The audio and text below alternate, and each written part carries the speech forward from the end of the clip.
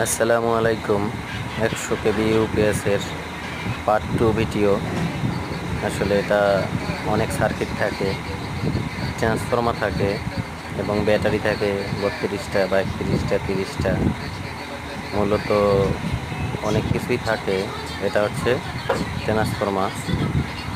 এই যে দেখেন, ক্যাপাসিটার, পিএফের মতো ক্যাপাসিটার দেওয়া থাকে। তারপর ছোট ছোট রিলে, ডিসি ক্যাপাসিটার। এই যে ক্যাপাসিটার, এটা অনেক একটা ধারণ ক্ষমতাওয়ালা ক্যাপাসিটার, অনেক বড় ধরনের। আসলে না দেখলে বুঝতে পারবেন না।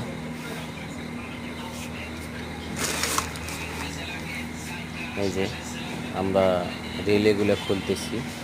রিলে খোলা শেষ হয়ে গেলে আমরা ক্যাপাসিটার লাগিয়ে দেব।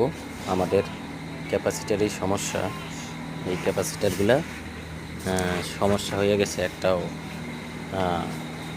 ঠিক নাই, যার কারণে আমাদের 100 কেবি ইউপিএসটা সমস্যা দেখা দিয়েছে। তাই আমরা চেঞ্জ করব এবং একটা ফিউজ কেটে গেছে, ওই কারণেই আমরা ফিউজটা লাগিয়ে দেব। সব ঠিকঠাক হয়ে যাবে ইনশাল্লাহ।